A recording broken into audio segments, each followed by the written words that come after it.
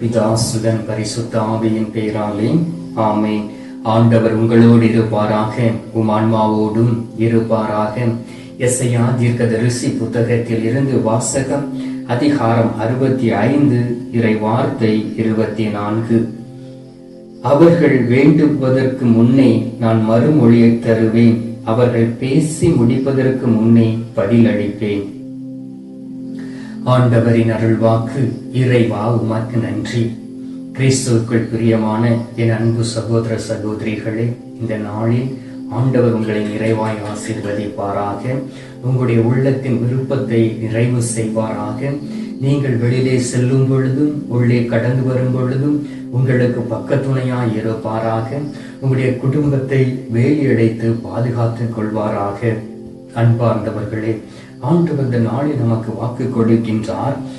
நீங்கள் வேண்டுவதற்கு முன்பாகவே அவர் பதில் தருவார்.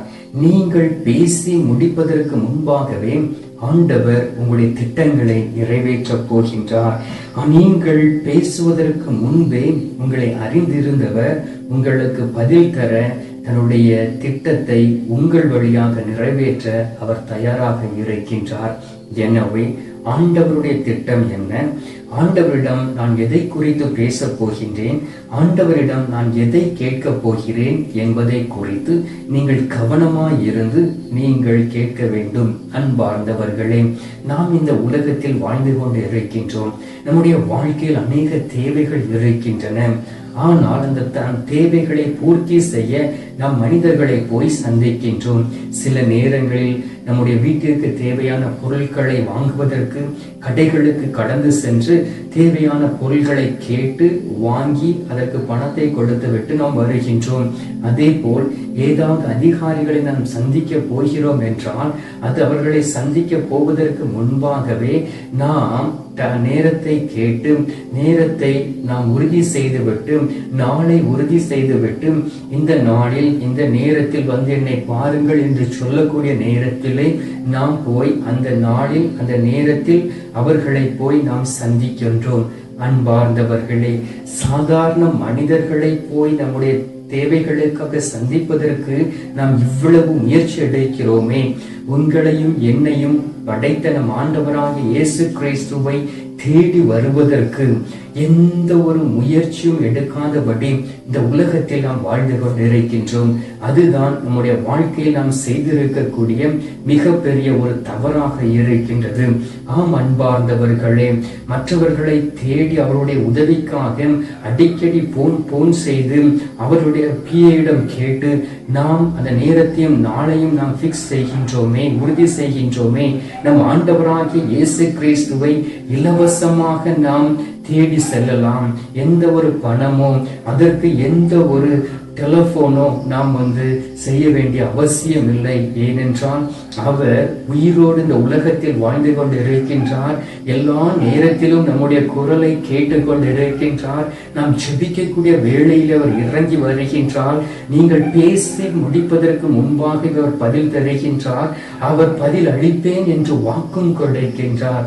அப்படி இருக்கக்கூடிய கடவுளிடம் இருந்து ஆசீர்வாதங்களை இலவசமாய் நாம் பெற்றுக்கொள்ள முடியும்.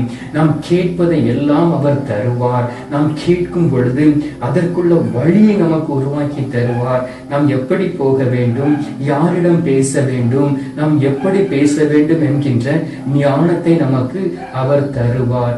ஆனால் அன்பார்ந்தவர்களே, நாம் என்ன செய்ய வேண்டும் தெரியுமா? பொறுமையோடு இருந்து நம் ஆண்டவராகிய இயேசு கிறிஸ்துவிடம் கேட்கக்கூடிய வேளையிலே அவர் எல்லாவற்றையும் நமக்கு தரக்கூடிய தெய்வமாய் இருக்கின்றார். எனவே தான் ஆண்டவருடைய வார்த்தை சொல்லுகின்றது. எசையா தீர்க்கதரிசி புத்தகம் 66வது அதிகாரம் 2வது வார்த்தையில் சொல்லப்பட்டு இருக்கின்றது. எளியவரையும் உள்ளம் வருந்துவரையும் என் சொல்லுக்கு அஞ்சுபவரையும் நான் கண்ணோக்குகிறேன் என்று சொல்லுகின்றார். ஆம் அன்பார்ந்தவர்களே, ஏன் நம்மளுடைய ஜெபத்தை ஆண்டவர் கேட்க வேண்டும்? ஏன் ஆண்டவர் நம்முடைய ஜெபத்தை கேட்டு அதற்கு நமக்கு உதவி செய்ய வேண்டும் என்று நீங்கள் பார்த்தீர்கள் என்றால் அவர் நம்மை படைத்திருக்கின்றார். நமக்கு தாயும் தந்தையுமாய் இருக்கின்றார். எனவே எளியவராய் நாம் மாறக்கூடிய வேளையிலே, உள்ள வருத்தத்தோடு இருக்கக்கூடிய வேளையிலே, ஆண்டவருடைய வார்த்தைகளுக்கு அஞ்சி நான் தவறு செய்தால் என்னுடைய வாழ்க்கையில் தண்டனை கிடைக்கும் என்று சொல்லி நாம் அஞ்சி நடக்கக்கூடிய வேளையிலே, ஆண்டவரை நோக்கி நாம் பார்க்கக்கூடிய நேரத்திலே ஆண்டவர் உங்களை பார்த்து உங்களுடைய குரலுக்கு செவி கொடுப்பார். எனவே அன்பார்ந்தவர்களே, ஆண்டவரை தேடி வரும் பொழுது நாம் எதை குறித்து கேட்கிறோம் என்று கவனமாய் இருக்க வேண்டும். எஸ்ஐயா தீர்க்கதரிசி புத்தகம் 58வது அதிகாரம் 9வது வார்த்தையில் சொல்லப்பட்டு இருக்கின்றது, நீ ஆண்டவரை மன்றாடுவாய், அவர் உனக்கு பதிலளிப்பார், அவர் உனக்கு பதிலளிப்பார். நீ கூக்குரல் இடுவாய், அவர் இதோ என மறுமொழி தருவார். ஆம் அன்பார்ந்தவர்களே, நம்மிடம் அப்படிப்பட்ட நல்ல குணங்கள் இருக்கக்கூடிய வேளையிலே ஆண்டவரை முதலாக நாம் தேடி வந்து எல்லா காரியங்களையும் சொல்லி அவரிடம் இருந்து ஆலோசனையை பெற்றுக்கொண்டு நாம் ஆண்டவரை முன்னிலை நிறுத்தி நாம் செல்லக்கூடிய வேளையிலே ஆண்டவர் உடனடியாக பதில் தரக்கூடிய தெய்வமாய் இருக்கின்றார். எனவே நான் அன்பார்ந்தவர்களே, நாம் பார்க்கின்றோம், கடந்த ஒரு ஆண்டு காலம் ஆண்டவர் நமக்கு ஒரு வாய்ப்பை கொடுத்திருந்தார். கொரோனா என்கின்ற நோய் 2020ஆம் ஆண்டில் இந்த உலகத்துக்குள் நுழைந்தது. அப்பொழுது நமக்கு எல்லா இடத்திலும் லாக்டவுன் இருந்தது. ஆண்டவர் வாய்ப்பை கொடுத்தார். மனம் மாறுவதற்கும், நாம் மகிழ்ச்சியோடு இருப்பதற்கும், சிறிது ஓய்வு எடுப்பதற்கும், ஆண்டவரை தேடி வருவதற்கும் வாய்ப்பை கொடுத்தார்.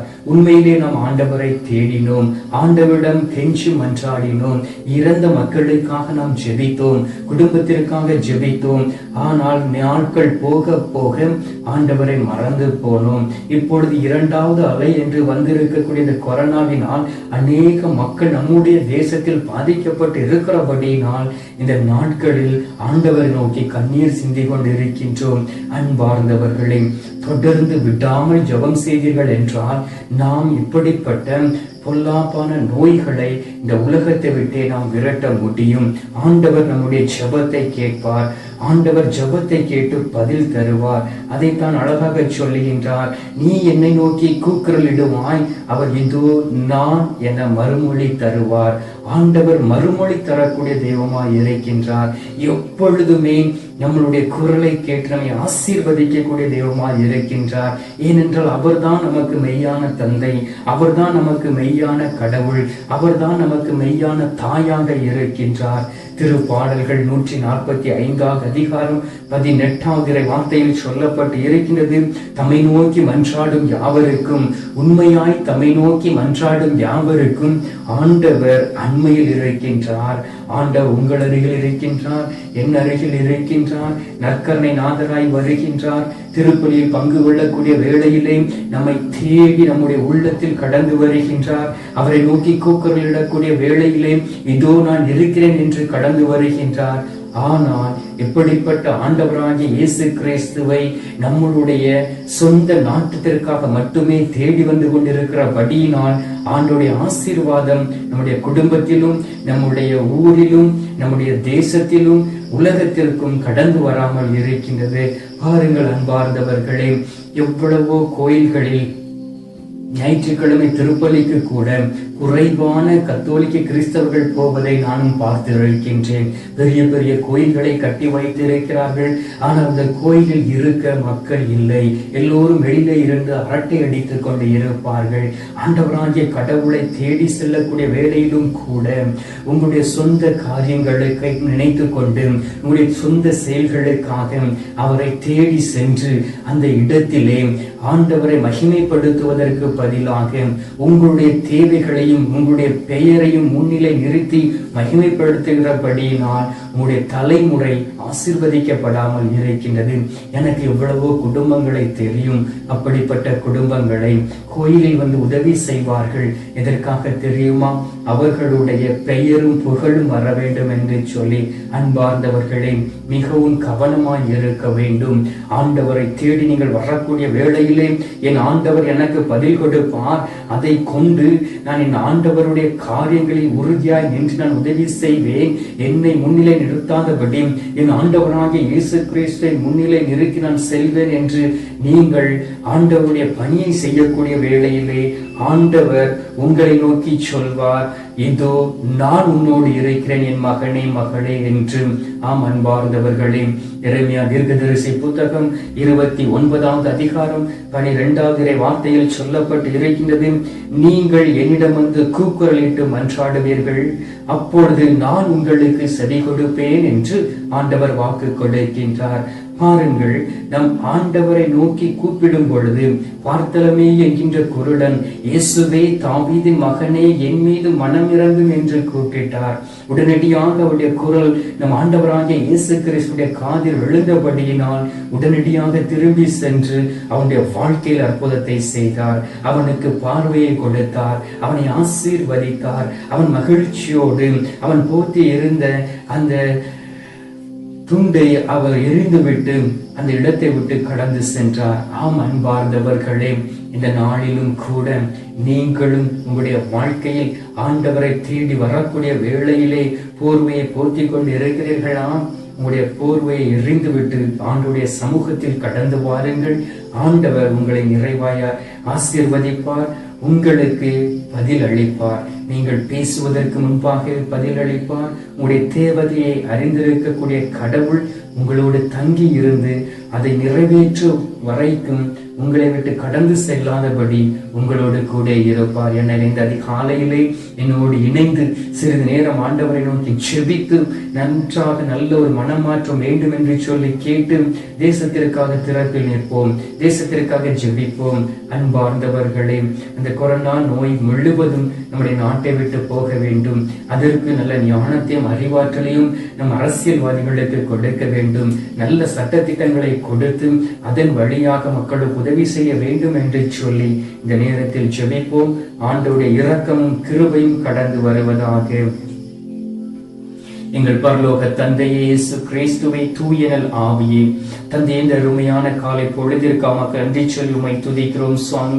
இந்த அதிகாலையிலே நீர் எங்களுக்கு வாக்கு கொடுத்தீரே, அவர்கள் வேண்டுவதற்கு முன்னே நான் மறுமொழி தருவேன், அவர்கள் பேசி முடிப்பதற்கு முன்னே பதிலளிப்பேன் என்று வாக்கு கொடுத்த என் அன்பு நேசரே, இந்த நாளிலும் கூட நாங்கள் பேசுவதற்கு முன்பாக எங்களுடைய உள்ளத்தின் தேவைகளை அறிந்திருக்கின்றீர், எங்களுடைய தேசத்தின் தேவையை அறிந்திருக்கின்றீர், ஒவ்வொரு நகரின் தேவையை அறிந்திருக்கின்றீர்.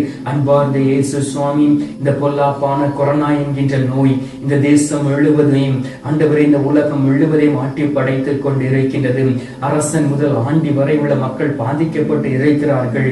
ஆண்டவரே, இந்த நாட்களிலும் கூட தகப்பனே, இப்படி நோயினால் பாதிக்கப்பட்டிருக்கக்கூடிய மக்களை பற்றி கவலைப்படாமல் ஆட்சியில் இருக்கக்கூடிய அரசியல்வாதிகள் ஒவ்வொருவரையும் ஒப்புக் கொடுக்கின்றேன். அன்பார்ந்த இயேசு சுவாமி, அவர்களுக்கு போதுமான ஞானத்தை கொடுப்பீராக, அறிவாற்றலை கொடுப்பீராக, அவர்கள் தொடர்ந்து தேசத்தை நடத்தக்கூடிய வல்லமையும் பலத்தையும் கொடுப்பீராக, நல்ல சட்டத்திட்டங்களை கொடுத்து ஆண்டவரே இந்த நோயில் இருந்து மக்களை விடுதலை அடைய செய்வதற்கு நல்ல மருந்துகளை தயாரித்து கொடுக்கக்கூடிய ஞானத்தையும் அறிவாற்றலையும் ஒவ்வொருவருக்கும் கொடுப்பீராக. நல்ல மருத்துவர்களை எழுப்பிடுவீராக, மருத்துவர்களுக்கு நல்ல ஞானத்தை கொடுப்பீராக. பணத்திற்கு அடிமையாய் கிடைக்கக்கூடிய அனைத்து மருத்துவமனைகளையும் மருத்துவர்களையும் கல்வாரி பாதத்தில் ஒப்புக் கொடுக்கிறேன் சுவாமி. சமூக சேவை என்கின்ற நோக்கத்தோடு கொள்ளை அடித்துக் கொண்டு இருக்கக்கூடிய ஒவ்வொருவரையும் கல்வாரி பாதத்தில் தருகிறேன் சுவாமி. அவர்கள் மீது பரிசுத்த இரத்தம் ஊற்றப்படுவதாக, அவர்கள் மனமாற்றம் அடைவார்களாக. கள்ளத்தனமாக பணத்தை அபகரித்துக் கொண்டு ஆண்டவரை மக்களை ஏமாற்றிக் கொண்டு இருக்கக்கூடிய அநேக சமூக தொண்டு நிறுவனங்கள் உண்டு சுவாமி. அவர்கள் ஒவ்வொருவரையுமே தொடுவீராக. அவர்களுக்கு மனமாற்றம் அடைந்து வைத்திருக்கக்கூடிய பணத்தையும் பொருள்களையும் உண்மையாக மக்களுக்காக செலவழிக்கக்கூடிய நல்ல ஞானத்தை கொடுக்கும்படியாக ஜெபிக்கிறேன் சுவாமி. இந்த நாளில் நாங்கள் அனைவரும் ஒருமனப்பட்டு உம்மை நோக்கி ஜெபிக்கிறோம் அப்பா. நீரே எங்களுக்கு தாயும் தகப்பனுமாய் இருக்கின்றீர், வல்லமைமிக்க தெய்வமாய் இருக்கின்றீர். நாங்கள் பேசுவதற்கு முன்பாகவே எங்களை அறிந்து எங்களுடைய குரலை கேட்க நீர் தயாராக இருக்கின்றீர். நான் உனக்கு பதிலளிப்பேன், உன்னையே கூக்குரல் இடுவாய், இதோ நான் இருக்கிறேன் என்று மறுமொழி தருவேன் என்று சொன்னீரே. இதோ இந்த கத்தோலிக்க காணொளியின் வழியாக அதிகாலையிலே எழுந்து உம்முடைய திருமுகத்தை பார்த்து ஜெபித்துக் கொண்டு இருக்கக்கூடிய ஒவ்வொருவரையும் அது கரத்தில் தருகிறேன் சுவாமி. நீர் அவர்களுக்கு மறுமொழி கொடுப்பீராக, நீர் அவர்களை தேற்ற நிறைவேற்றுவீராக. நீர் அவர்களை பலப்படுத்துவீராக. ஆண்டவரை உடைந்து போன உள்ளத்தை நீர் தேற்றி அவர்களுடைய தேவைகளை நிறைவு செய்து நான் இருக்கிறேன் என்று அரவணைத்து கண்ணீரை துடைக்கும்படியாக ஜெபிக்கிறேன் சுவாமி. குறிப்பாக இந்த கொரோனா நோயினால் பாதிக்கப்பட்டு இருக்கக்கூடிய குடும்பங்களை ஒப்புக்கொடுக்கின்றேன். அவர்களுக்காக ஜெபிக்கக்கூடிய குடும்பங்களை ஒப்புக்கொடுக்கின்றேன். ஆசீர்வதியும் பலப்படுத்தும். ஒவ்வொருவரும் உம்மை நோக்கி இருக்கும்படியாகவும் உம்முடைய திட்டத்தை அவர்கள் வழியாக நீர் நிறைவேற்றும்படியாக உம்மை நோக்கி ஜெபிக்கிறோம் சுவாமி. தகப்பனே, இந்த அதிகாலையிலே நீர் எங்களுடைய ஜெபத்தை கேட்டிருப்பதற்காக நன்றி. என்னுடைய ஜெபத்தை கேட்டு பதில் தந்திருப்பதற்காக ஸ்தோத்திரம் ஸ்தோத்திரம் ஸ்தோத்திரம். மீட்பெரும் இரட்சகருமான இயேசுவின் திருக்கரத்தில் ஒப்புக் கொடுத்து எங்கள் தாய் கன்னிமரியாள் வழியாக ஜெபிக்கின்றோம் எங்கள் நல்ல தந்தையே, ஆமீன். பரலோகத்தில் இருக்கிற எங்கள் பிதாவே, உம்முடைய நாமம் அர்ச்சிக்கப்படுவதாக, உம்முடைய ராஜ்யம் வருக, உம்முடைய சித்தம் பரலோகத்தில் செய்யப்படுவது போல பூலோகத்திலும் செய்யப்படுவதாக. எங்கள் அனுதின உணவை எங்களுக்கு இன்று அளித்தருளும். எங்களுக்கு தீமை செய்கிறவர்களை நாங்கள் பொறுப்பது போல எங்கள் பாவங்களை பொறுத்தருளும். எங்களை சோதனை விழவிடாதையும் தீமையிலிருந்து எங்களை ரட்சித்தருளும். ஆமீன். அருள் நிறைந்த மரியே வாழ்க, கர்த்தர் உடனே பெண்களுக்குள் ஆசீர்வதிக்கப்பட்டவள் நீரே.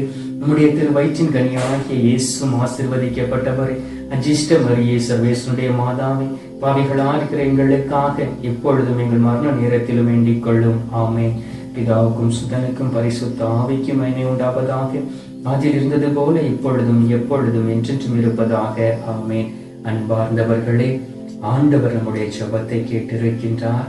நம்முடைய ஜெபத்தை கேட்டு ஆண்டவர் நமக்கு பதில் தந்திருக்கின்றார். எனவே இந்த நேரத்தில் நற்கருணை நாதர் நம்மை ஆசீர்வதிக்கும் பொழுது தலை வணங்கி அவர் தரக்கூடிய ஆசீர்வாதத்தை பெற்றுக் கொள்வோம்.